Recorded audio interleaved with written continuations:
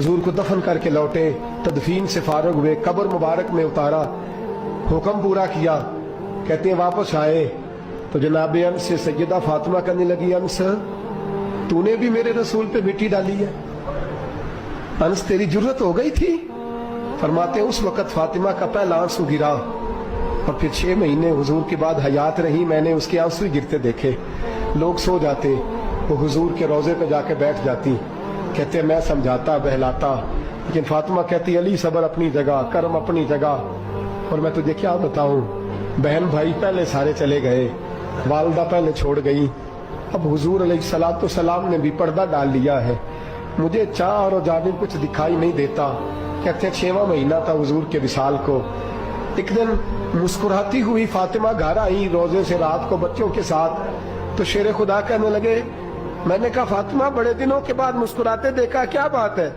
तो कहने लगी अली आज मेरी आंख लग गई थी, मुझे हुजूर ख्वाब में मिले हैं, तो मुझे हुजूर ने कहा तू रोती क्यों है? तो मैंने कहा महबूबा मेरा दिल नहीं लगता। तो फरमाया बेटी तैयारी कर, तू मेरे पास आने वाली है।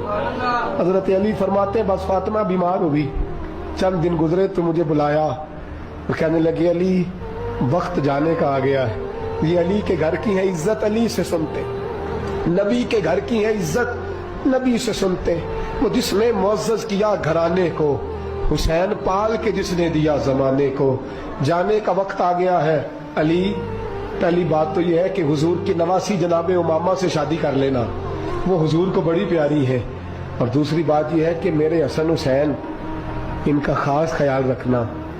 और तीसरे लफ्ज कहे तो हजरत अली तड़प के रोए, कहने लगी मैंने वक्त गुजारा है, आपकी हुकूक मेरी जिम्मेदारी थे, मैं इंसान थी भूल जाती थी, अगर मुझसे कहीं कोई कमी रह गई हो तो मुझे रज़ाए इलाही से दरगुजर करना, कहीं मैं हुजूर के सामने जाके शर्मिंदा ना हो जाऊं। शेर खुदा करम अल्लाह ताला वजहुल करीम फरमाते मैंने हाथ थामा और मैंने कहा फातिमा अली का बड़ा मर्तबा था, पर जो तेरी निस्बत से कमाल था वो तेरा ही था। तू कैसी बात करती है, तूने तो हद कर दी, शहजादी होके मेरे घर में खादिमों की तरह रही। हजरत फातिमा रज़ियल्लाहु ताला अन्हा का दूसरा हुक्म ये हुआ कि मुझे रात को दफनाया जाए। और फरमाया मेरे पहले मदीने में ऐसा नहीं होता था, ये हजरत फातिमा ने सबसे पहले कहा। फरमाया मेरी चारपाई के साथ लगा के ना शाखें, चारपाई के साथ तो ऊपर लगा के उन्हें ऊपर से बांध देना, और उन शाखों के ऊपर एक कपड़ा डालना, मेरे कफन पर भी किसी की नजर न पड़ जाए।